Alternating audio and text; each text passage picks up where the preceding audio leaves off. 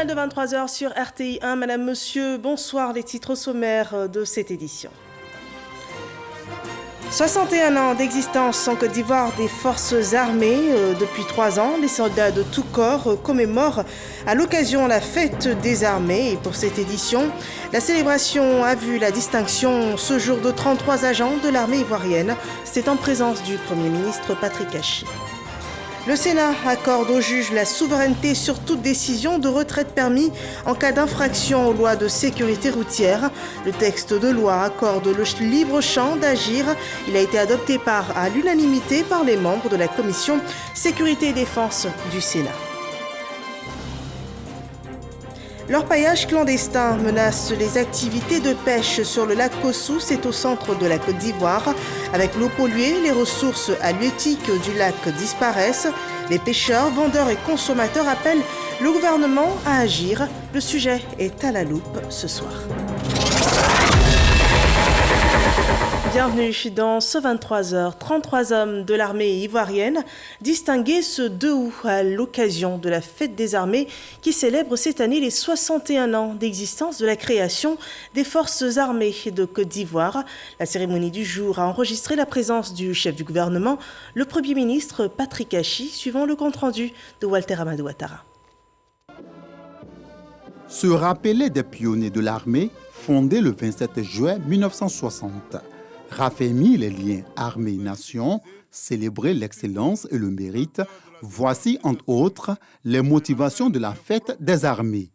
La célébration est à sa 3e édition sous l'impulsion du chef d'état-major général des armées. C'est en 2019 qu'a germé l'idée de consacrer une journée aux armées à la date anniversaire de leur création. Cette initiative pour les hommes et les femmes en charge de la défense opérationnelle du territoire et de la protection des personnes et des biens, de marquer un temps d'arrêt, celui d'opérer une introspection individuelle et une réflexion prospective collective. D'où le choix du thème de la présente édition, solidaire pour une Côte d'Ivoire prospère et sécurisée. Au nom des activités déjà menées, une collecte de sang de l'ensemble des personnels des forces de défense et de sécurité et corps paramilitaires sur l'ensemble du territoire, ainsi qu'un don en vivres et en médicaments à certaines populations de la frontière nord fragilisées par la menace terroriste. Pose de gerbes de fleurs au pied du monument aux morts en hommage aux soldats tombés au champ d'honneur. Un acte effectué par le Premier ministre, chef du gouvernement Patrick Achi, représentant le président de la République Alassane Ouattara, chef suprême des armées. Puis, la récompense de 33 personnels issus de l'ensemble des forces pour leur exemplarité dans le service. Ces distingués ont reçu des coffrets des mains des autorités au rang desquelles Téné Birahima Ouattara, ministre d'État, ministre de la Défense. Une distinction ponctuée de remises de cadeaux souvenirs à plusieurs personnalités, témoignages de la gratitude des armées à leur égard. Se résume ainsi, ce lundi 2 août 2021, les temps forts de la cérémonie militaire de la fête des armées, débutée le 26 juillet dernier, dont le clou est ce défilé pédestre de troupes tenu à la place d'armes, général de corps d'armée Ouattara Thomas Dakin de l'état-major général des armées.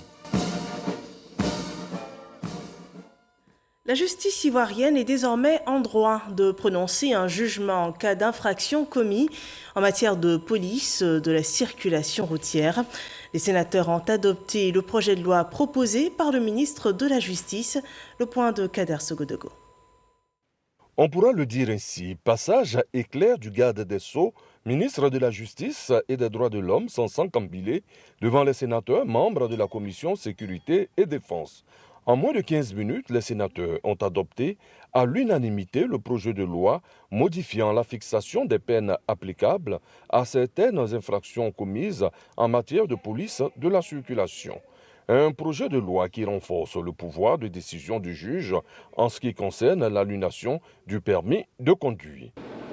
Le gouvernement aujourd'hui a engagé des actions de lutte contre la vague d'accidents de circulation que nous connaissons et qui endeuille des populations ivoiriennes. Pour cela, le gouvernement entend utiliser les moyens à sa disposition. C'est vrai, on le fait par la sensibilisation, par la formation, mais également on le fait par le recours à la répression, à l'effet d'annuler les permis des conducteurs de véhicules à moteur qui occasionnent ces accidents. Et ils sont nombreux par leur insouciance, leur inconstance et surtout par leur légèreté. Après son adoption par le Parlement, reste à présent sa promulgation. C'est clair, ce projet de loi va énormément contribuer à réduire les accidents de la circulation en Côte d'Ivoire. L'activité de la pêche dans le centre de la Côte d'Ivoire est menacée par l'orpaillage clandestin. Les exploitations faites sur le lac Kossou troublent ces activités. Les produits toxiques utilisés par ces orpailleurs polluent les eaux et détruisent les poissons. Dans les rues de Boisflé, les pêcheurs, vendeurs et acheteurs sont dans le désarroi. Ils souhaitent l'intervention du gouvernement Soro Corona. Boisflé, marché de Kossou. Cet important lieu de vente de poissons frais de la région de la Maraoué risque de fermer. La seule raison, le lac de Kossou où les pêcheurs ravitaillent ce marché est menacé. Les orpailleurs illégaux ont élu domicile aux abords et même dans le lac. Ce qui a aggravé la situation maintenant et que je viens de constater récemment, c'est le développement de cette activité sur le lac de Kossou et dans le fleuve Bandaba. Sur l'eau, il y a plus de 100 dragues sur les eaux qui sont en train de chercher de l'eau. Les dragues flottants, ce sont des grosses machines que les gars fabriquent. Ils s'installent sur le plan d'eau et ils pompent l'eau, ils pompent la boue. C'est-à-dire qu'ils vont faire sortir de l'or. Le gravier qui sort, ils ne vont pas le laver sur la rive. Mais ça, le traitement, c'est pas sur place. Avant, ce qu'on voyait là, il y avait des orpailleurs ici, mais eux, ils n'ont rien à voir avec ceux qui sont actuellement sur le lac. Actuellement, vous entendez le bruit. C'est eux qui font qu'actuellement, il n'y a plus de poissons. Avec ce bruit-là, on ne peut plus avoir du poisson. Les poissons aussi ont fui. Ces orpailleurs illicites utilisent des produits nocifs qui menacent la survie des poissons, réduisant du coup l'activité de pêche à néant. Aujourd'hui, cette eau-là, elle est menacée dans son intégrité à travers les produits chimiques utilisés, tels que le mercure et le cyanure. Si cela continue, avec le mercure et avec la turbidité élevée de l'eau, la ressource halieutique forcément va prendre un coup parce qu'il n'y aura plus de reproduction, les poissons vont mourir d'intoxication et tout ceci menace cette ressource-là et menace l'économie locale. Vous savez, le poisson à Boisflé, c'est une réalité. C'est des produits qui petit à petit peuvent se retrouver dans la chair du poisson. Et quand ça se retrouve dans la chair du poisson, nous aussi, notre organisme peut aussi avoir un stockage. Il faut prévenir pour qu'on ne soit pas surpris dans les années à venir. Plusieurs poissons flottent au-dessus du lac après avoir ingurgité l'eau polluée. Un danger pour les consommateurs. Le mercure et le cyanure sont des métaux lourds. Donc une fois dans l'eau, le poisson, ça va aller dans l'organisme du poisson. Et les métaux lourds en général, ça reste dans l'organisme du poisson. Et quand ces métaux lourds sont consommés en consommant le poisson, ça agit aussi sur l'organisme humain. Actuellement, les poissons meurent sur l'eau seule. Donc vraiment, jusqu'à l'année prochaine, on ne sait pas qu'est-ce que ça va devenir. La pêche n'est pas la seule activité menacée par le paillage illégal sur le lac Kossou. Le maraîcher est développé à partir de l'eau. Et s'il y a paillage clandestin, et s'il y a pollution de l'eau, cela veut sans dire qu'il y a également, disons, un impact sur nos produits, sur les maraîchers. Et ce qu'on constate également, c'est que les jeunes gens préfèrent aller s'adonner à l'orpaillage clandestin que d'aller travailler dans le champ. Donc on a un souci de main-d'œuvre. Le Bandama, qui approvisionne le lac de Kossou, connaît une pollution. Pollution, si on y prend garde, constituera un danger pour l'approvisionnement en eau potable. Le Bandama, c'est un bassin versant. Et le lac de Kossou est sur le bras du Bandama blanc. Ça veut dire qu'après le barrage, nous allons jusqu'à, vous savez, le Bandama, son exutoire, c'est Grand Laou. Voilà, c'est cette eau-là que la SODECI utilise pour le traitement. Alors si cette eau-là est polluée par les métaux lourds, par le mercure et autres, c'est véritablement une menace pour la production en eau potable de toutes les villes qui sont alignées sur ce bras du Bandama. À Boisflé, tous les acteurs de la filière pêche voient leurs activités disparaître si des solutions idoines ne sont pas trouvées. Aujourd'hui, fait 41 ans que je suis sur le lac Kossou, mais à cause de la pollution d'eau aujourd'hui, nous avons beaucoup de difficultés pour avoir le poisson sur le lac. Ça met beaucoup de familles au chômage. S'il n'y a plus de poissons, ils ne pourront pas vendre. Nous autres aussi, ça nous met aussi au chômage, ça ne nous arrange pas. Pour tirer la sonnette d'alarme, pêcheurs, acheteurs et revendeurs sont descendus dans les rues de Boisflé, direction la préfecture de région pour demander l'intervention du gouvernement afin de solliciter une solution adéquate à l'orpaillage illégal qui menace la pêche en Côte d'Ivoire. Ce que moi je demande au gouvernement, vraiment il demande une doléance auprès du président Alassane Ouattara de nous aider. Il faut que la poisson soit comme avant. Dans la Marawi, tous sont mobilisés pour le retrait des orpailleurs illégaux sur le lac Kossou. Mieux, les victimes de la pratique de l'orpaillage illicite sur le lac Kossou saluent la décision du dernier Conseil national de sécurité sur l'orpaillage illégal. Le Conseil national de sécurité a autorisé la création d'un groupement spécial de répression de l'orpaillage illégal fort de 560 éléments, dont 460 gendarmes et 100 agents des eaux et forêts. L'orpaillage illicite fait perdre à l'économie ivoirienne plus de 400 milliards de francs CFA par an, selon le ministère des Mines. Voilà un problème sérieux face auquel il faudrait vite agir pour la préservation de l'environnement et aussi des emplois des marailleurs, des emplois aussi de tous ceux qui découlent de cette activité. Une innovation redynamise l'activité au ministère du Budget et du portefeuille de l'État. Un data center a été ouvert pour une meilleure conservation et la sécurisation des données. Nous en parlons avec Kader Sogodogo. Le ministère du Budget et du portefeuille de l'État se dote d'un instrument majeur pour son bon fonctionnement, un data center, la mémoire de tout son système. Il est implanté à Yamoussoukro. Pour son inauguration, le ministre Moussa Sanogo, l'initiateur de ce système, a fait le déplacement en compagnie du ministre de l'économie numérique, des télécommunications et de l'innovation, Roger Adom. Ce data center de dernière génération est un véritable bond dans le futur. Ce data center mutualisé de secours est un dispositif technologique qui vise à garantir la haute disponibilité des données et la continuité des services en cas de sinistre dans les différentes structures sous la tutelle de mon département ministériel. La Côte d'Ivoire est engagée dans un vaste processus de réforme et de modernisation des finances publiques en vue du renforcement du système de gestion de ces ressources publiques, indispensable pour la mise en œuvre des politiques de développement. L'apport des technologies de l'information et de la communication n'est plus à démontrer dans la mise en œuvre de ce programme de modernisation. Pour le ministre Roger Adom, cet outil informatique qui cadre bien avec la vision du président de la République doit faire école. Si jamais vous avez vos données aujourd'hui, vous avez votre état civil, vous avez vos impôts, vous garantissez la continuité. On ne va pas vous dire que les données sont perdues, bien au contraire, les données seront toujours disponibles et présentes. Donc je pense que c'est vraiment l'objectif et l'ambition qu'a eu le ministre du Budget du portefeuille de l'État. Et je pense que c'est ce que nous demande de faire le président de la République, Alassane Ouattara, et faire en sorte que tout ceci existe et permette de garantir la continuité de l'État.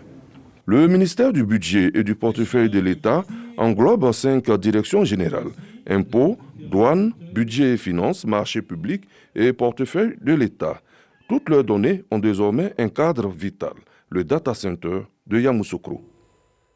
La politique de bonne gouvernance s'étend aux communes. Un comité de lutte contre le racket a été installé dans la commune de Trècheville. C'est une initiative qui s'inscrit dans le cadre du programme MCC du gouvernement américain pour un appui financier aux pays en voie de développement engagés dans la bonne gouvernance. Les précisions de Michel Digré.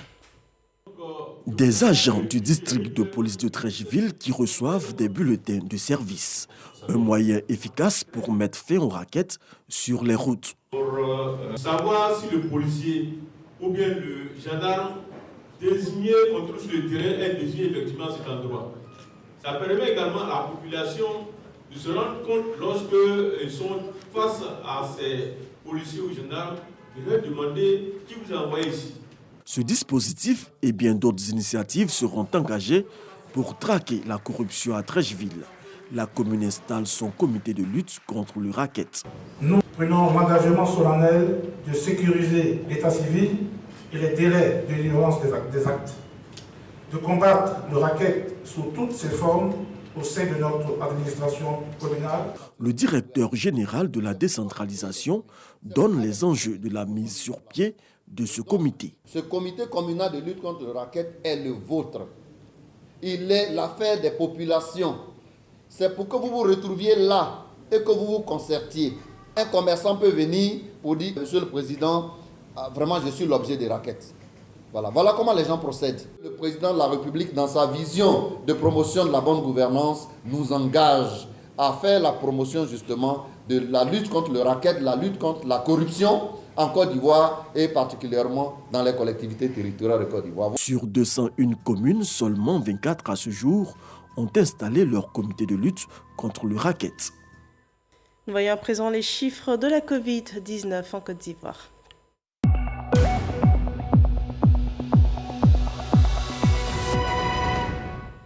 63 nouveaux cas de Covid-19, 72 nouvelles guérisons et 2 cas de décès ont été répertoriés ce jour.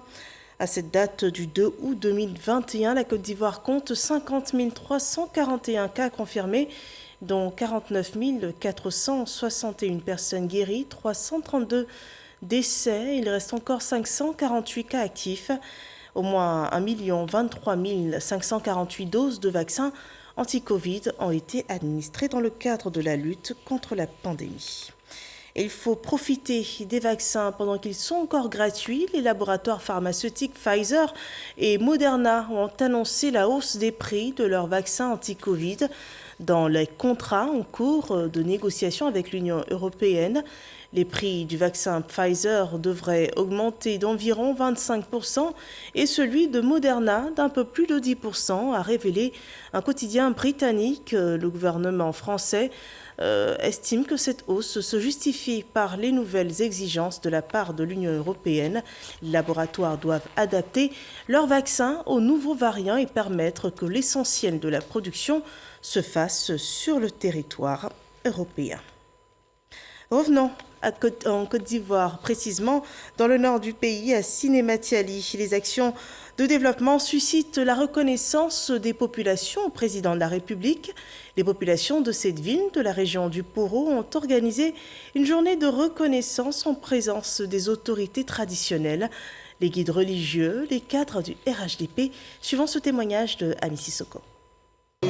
Sinématiali, dans la région du Poro, place Alassane Ouattara.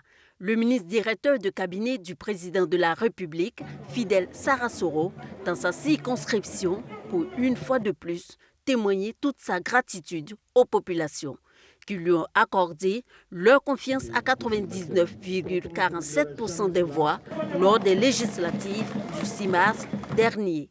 Le député a également exprimé sa reconnaissance et celle des populations au chef de l'État Alassane Ouattara pour toutes les actions de développement dans sa circonscription. Entre autres, l'ouverture d'un bloc opératoire, le bitumage de 20 km de voirie de la ville de Sinématiali et la construction d'une unité de transformation de mangue à Wolo. Grâce à Fidel Sarasoro, il y a une nouvelle dynamique qui est arrivée à Sinématiali. L'union, l'entente et la fraternité entre l'ensemble des fils et filles du département de Sinématiali. Nous avons bénéficié de plusieurs choses. Les hôpitaux, les écoles, le bitumage de la ville, la lumière. Le député Fidel Sarasoro a pris l'engagement de booster le développement dans sa circonscription. Il bénéficie du soutien du ministre de l'Économie et des Finances, Adama Koulibaly, et de la plateforme des députés RHDP. J'ai profité de l'occasion pour engager les cadres de Sinématiali, pour que nous soyons solidaires, nous soyons unis, que nous fassions un bloc pour travailler pour le développement du département. J'ai annoncé qu'il était important que nous nous investissions dans des actions dans le domaine de la santé, dans le domaine du développement, dans le domaine de la transformation agricole, afin de pouvoir créer les conditions d'un emploi durable pour les jeunes de Sinématiali. Cette journée de reconnaissance a pris fin par les danses traditionnelles et un concert géant.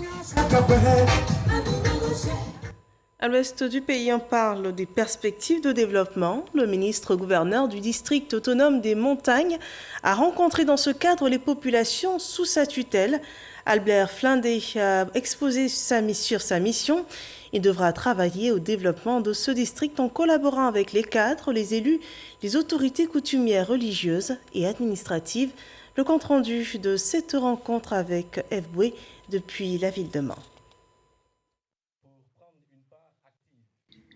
Première sortie officielle d'Albert Flendé, ministre-gouverneur du district autonome des montagnes, depuis sa nomination le 18 juin dernier.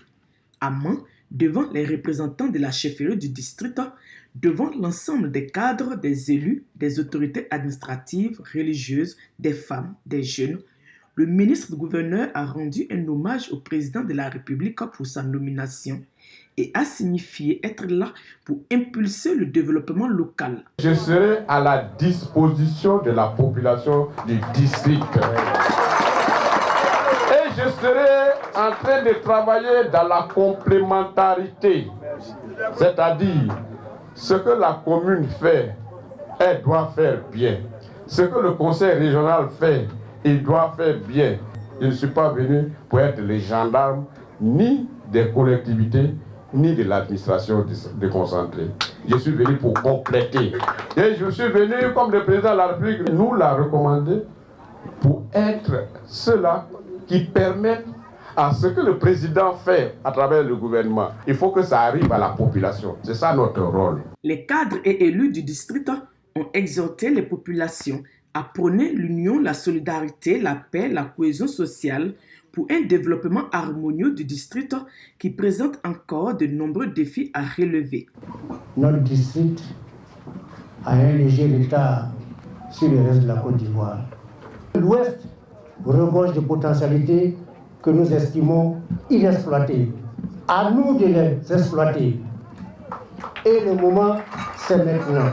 Chers parents, nous sollicitons donc votre accompagnement. Le temps de la solidarité, de l'union des filles et des fils du district des montagnes a sonné. Quand on est ensemble, on est toujours plus fort.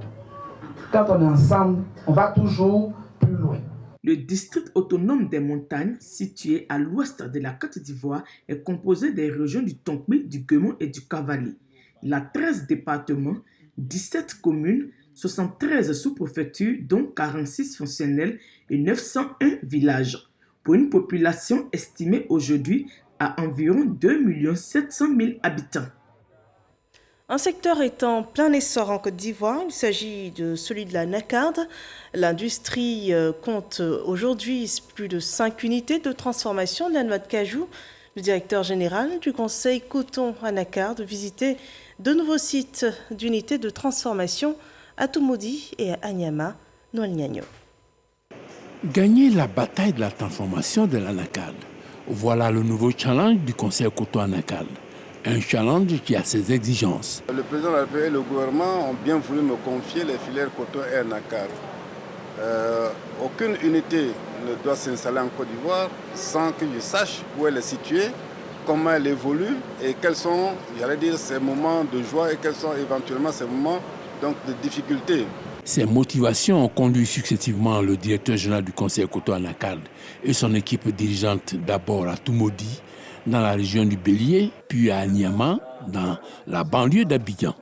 Leur capacité de transformation, 15 000 tonnes à Anyama, 50 000 à Toumoudi, dans le village de Blé.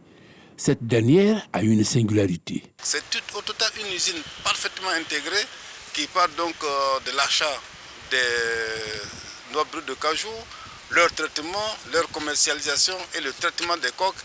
Et au-delà du traitement des coques, l'huile qui est extraite, il y a toujours un résidu. Ce résidu est recyclé en énergie. Les investisseurs, un père et ses 2 fils, ambitionnent de faire de la Côte d'Ivoire une référence dans la transformation du cajou. Après plusieurs années de recherche et d'études, nous avons découvert que la Côte d'Ivoire est le meilleur endroit pour implanter notre usine intégrée de cajou et faire de la Côte d'Ivoire le leader en la matière. Loin de là, à Anyama, une autre visite. Une autre ambition est traduite en investissement avec à la clé porter les capacités du pionnier de la transformation du cajou en Côte d'Ivoire à plus de 100 000 tonnes d'ici à 2025. Nous sommes totalement alignés avec l'objectif du gouvernement qui est d'apporter de la valeur ajoutée aux matières premières agricoles en Côte d'Ivoire. Donc à l'horizon 2025, notre capacité de transformation va doubler. On passera certainement de 50 000 tonnes à 100 000 tonnes de noix de cajou transformées en Côte d'Ivoire. Aujourd'hui, avec 50 000 tonnes transformées en Côte d'Ivoire, c'est 2 000 emplois directs qu'on a créés à Boaké, à Demokro et à Nyama. À 100 000 tonnes, nous créerons au Bamo 4 000 emplois pour des Ivoiriens sur le territoire ivoirien. Notons que pour la seule année 2021, 5 unités ont vu le jour avec plusieurs milliers d'emplois créés. en majorité des femmes. Prenons à présent des nouvelles de nos Olympiens au JO de Tokyo.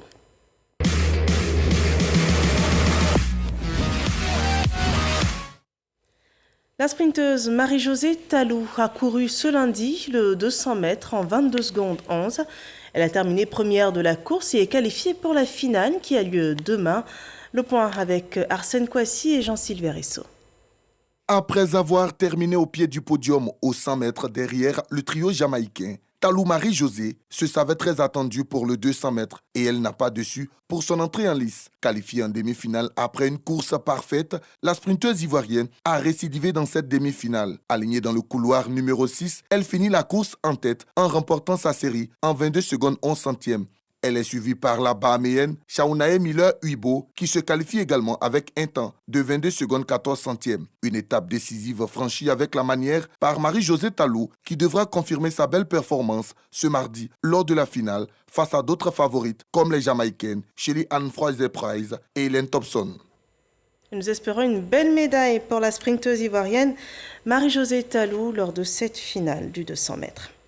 Les étudiants de Côte d'Ivoire sont encouragés à promouvoir la cohésion et la paix. Ce sont des notions qui ont été prônées au cours d'un tournoi de Maracana, dénommé Tournoi de la Fraternité. 24 équipes étaient en compétition. Assou Touré d'Agnogo nous en parle. Ce geste marque le coup d'envoi du tournoi de Maracana organisé par les étudiants de la cité Mermoz de Cocody. Sur 24 équipes au départ, la finale s'est disputée entre l'équipe du COS en rouge et blanc et celle de Young Soccer en vert et blanc. Ici en cité universitaire, c'est vrai, il y a les temps de cours, mais hormis nos temps de cours, il est important pour nous de nous égayer de temps en temps à travers les différents jeux que nous organisons. Et donc ce soir, c'est le tournoi de football qui est à l'honneur. Pour nous, c'est important, vu aujourd'hui le climat politique et la situation aujourd'hui de ce pays, il faut que tout un chacun puisse effectivement s'engager et se prononcer dans seulement le volet, d'abord à travers la culture, à travers le sport, et faire la promotion de la fraternité, de la convivialité. Cette rencontre, placée sous le sceau de la fraternité, vise à occuper sainement la jeunesse et à déceler en eux des talents. Ce tournoi est parrainé par le chef protocole du président de la République, Éric Tabar. Il a exhorté ses filleuls à promouvoir un climat de paix, de fraternité et de cohésion sur les campus. On est dans une nouvelle ère désormais. Dans les cités, la politique n'a pas sa place. On peut être de différents partis politiques, mais on doit être des frères. Et on est venu pour étudier surtout. Et quand on fait un peu de sport, c'est bon pour les mentalités, c'est du divertissement. Donc moi, c'est de dire étudier, aller à l'école surtout. Et puis demain, quand vous allez arriver quelque part, vous aussi, vous serez ambassadeur, vous serez cadre de ce pays. Le tournoi de la cohésion et la fraternité est à sa première édition. Voilà qui met un terme à cette édition d'information. Merci de l'avoir suivi et rendez-vous demain pour d'autres informations d'ici et du monde sur RTI1.